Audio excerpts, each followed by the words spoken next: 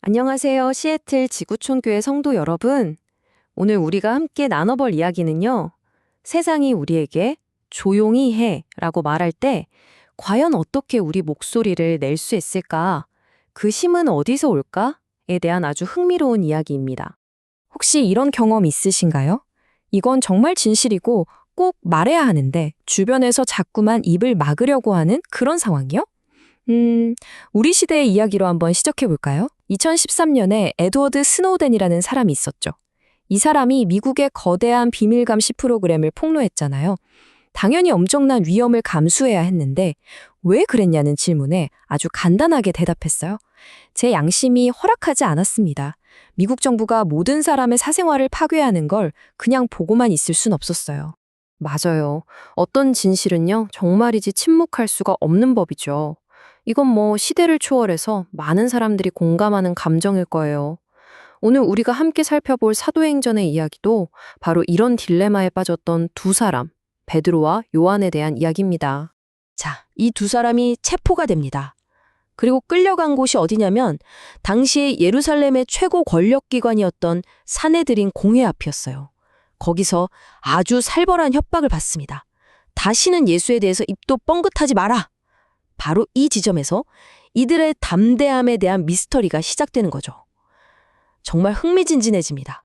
상황이 얼마나 기가 막힌지 한번 보세요. 한쪽은 베드로와 요한, 배운 것도 별로 없는 평범한 어부 두 명이죠. 그런데 반대쪽은요? 사내들인, 당시 유대사회를 쥐락펴락하던 최고 지도자, 무려 71명입니다.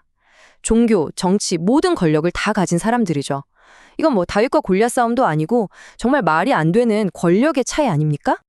그러니까요. 상식적으로는 그냥 네, 알겠습니다 하고 조용히 있어야 하잖아요.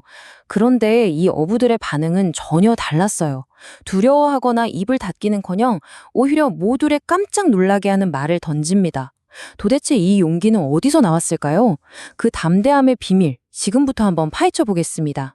성경 본문을 자세히 들여다보면요. 이들의 목소리를 도저히 막을 수 없었던 세 가지 핵심적인 이유가 나옵니다. 자, 그 비밀 속으로 한번 들어가 보시죠. 네, 바로 이 세 가지입니다. 첫째는 신적인 근원, 둘째는 흔들리지 않는 메시지, 그리고 마지막 셋째는 아주 개인적인 경험. 이 세 가지가 합쳐져서 그들의 두려움을 누구도 막을 수 없는 담대함으로 바꿔놓은 거죠. 자, 그럼 첫 번째 비밀부터 한번 열어볼까요? 첫 번째 비밀은 이거예요. 그들의 용기가 메이드 인 베드로, 메이드 인 요한이 아니었다는 겁니다. 스스로 쥐어짜낸 게 아니었어요. 성경을 보면 베드로가 그 권력자들 앞에서 말하기 바로 직전에 성령으로 충만하여 라는 구절이 나옵니다. 이게 뭘 의미할까요? 네, 바로 그 담대함은 가장 필요한 그 순간에 하나님으로부터 선물처럼 주어졌다는 뜻이죠. 그리고 그 결과가 정말 놀랍습니다. 이 숫자, 5천, 이게 무슨 숫자일까요? 베드로와 요한이 체포돼서 위협을 받은 바로 그날, 믿는 사람들의 수가 남자만 세어서 5천 명이나 늘었다는 거예요. 아니, 입을 막으려고 했는데 오히려 메시지가 폭발적으로 퍼져나간 거죠. 정말 아이러니하지 않나요? 자, 두 번째 비밀로 넘어가 볼게요. 그들의 메시지는 아주 단단한 기반 위에 서 있었습니다. 바로 모퉁이 돌이라는 기반이죠. 베드로가 했던 말은 사실 아주 단순하면서도 강력했어요. 저기 안준뱅이가 일어나 걷게 된 건 다른 힘이 아니라 바로 예수 그리스도의 이름으로 된 일입니다. 라고 선포했거든요. 여기서 말하는 모퉁이 돌, 이게 뭘까요? 옛날에 건물을 지을 때 가장 기준이 되는 첫 번째 돌을 말해요. 이 돌이 제대로 놓여야 건물 전체가 똑바로 서는 거죠. 만약 이게 삐뚤어지면 건물 전체가 와르르 무너지는 겁니다. 베드로는 바로 이 비유를 가져와서 구약 성경을 인용해요. 건축자들이 쓸모없다고 버린 바로 그 돌. 예수가 사실은 이 모든 세상에 가장 중요한 모퉁이 돌이 되셨습니다. 라고 말이죠. 그리고 이어서 이렇게 선포합니다. 구원을 받을 만한 다른 이름을 우리에게 주신 일이 없습니다. 이 말이 어쩌면 좀 독선적으로 들릴 수도 있겠죠. 왜? 예수만 하고요. 하지만 베드로의 마음은 그게 아니었어요. 이건 오만한 주장이 아니라 뭐랄까 물에 빠져 허우적거리는 사람한테 이거 잡아요. 유일한 밧줄이에요. 하고 절박하게 외치는 것과 같은 거였습니다. 너무나 중요하고 시급한 사랑의 외침이었던 거죠. 자, 이제 마지막 세 번째 비밀입니다. 그들의 메시지가 왜 그렇게 강력하고 흔들림이 없었을까요? 그건 바로 머리로만 아는 이론이 아니었기 때문이에요. 바로 내가 보고 들은 것이라는 아주 개인적인 차원으로 들어갑니다. 이게 정말 중요한 포인트인데요. 사내들인 공회원들이 베드로와 요한을 보면서 뭔가 이상한 점을 발견해요. 아니, 저 사람들 원래 배운 것도 없는 평범한 사람들인데? 하다가 딱 알아차립니다. 아, 저들이 예수와 함께 다니던 사람들이구나. 바로 이거였어요. 그들의 담대함은 책에서 읽은 지식이 아니라 예수님과 함께 먹고 자고 이야기했던 살아있는 경험에서 나온 거였습니다. 그래서 그들의 마지막 대답이 바로 이겁니다. 당신들이 한번 판단해 보시오. 하나님 앞에서.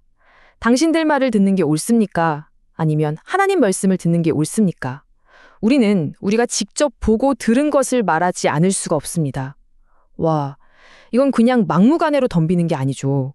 이건 목격자의 너무나 정직한 증언입니다. 예수님의 삶, 죽음, 그리고 부활을 자기 눈으로 똑똑히 본 사람들이에요. 이걸 어떻게 입 다물고 있으라고 할 수 있겠어요? 자, 이렇게 2000년 전의 이야기가 끝나는 게 아닙니다. 이 이야기는 이제 시간을 훌쩍 뛰어넘어서 바로 오늘 여기 있는 우리 각자에게 질문을 던집니다. 이제 당신 차례입니다. 이 오래된 이야기가 어떻게 지금 나의 이야기가 될 수 있을까요? 베드로와 요한은 보고 들은 것을 말하지 않을 수 없다고 했어요. 그렇다면 여러분이 보고 들은 것은 무엇인가요? 거창한 게 아니어도 괜찮습니다. 내 기도가 응답받았던 작은 경험, 정말 힘든 순간에 말도 안 되는 평안함이 찾아왔던 기억, 혹은 어떤 위로나 인도하심을 느꼈던 바로 그 순간. 그 모든 것이 바로 여러분 각자의 이야기이고 여러분이 보고 들은 것입니다. 자, 오늘 이야기를 한번 정리해 볼까요? 진정한 담대함은 어디서 오는 걸까요? 첫째, 내 힘이 아니라 성령님을 의지하는 데서 오고요. 둘째, 예수님이라는 흔들리지 않는 핵심 메시지에 대한 확신에서 옵니다. 그리고 마지막으로 내 삶 속에서 하나님이 일하셨던 것을 직접 체험한 바로 그 개인적인 경험에서 오는 거죠. 이건 막 목소리 크고 논쟁에서 이기는 그런 담대함이 아니에요. 내 경험에 깊이 뿌리내린 조용하지만 아주 단단한 확신을 말하는 겁니다. 결국 베드로와 요한은 무슨 초능력을 가진 슈퍼히어로가 아니었어요. 그냥 우리와 똑같은 평범한 사람들이었습니다. 다만 비범한 하나님을 경험했을 뿐이죠. 그래서 그들의 이야기는 이제 우리를 향한 초청장이 되는 겁니다. 너도 증인이 될 수 있어 라고요. 그 살아있는 증언의 역사는 바로 오늘 여러분을 통해 계속해서 이어져 나갈 것입니다.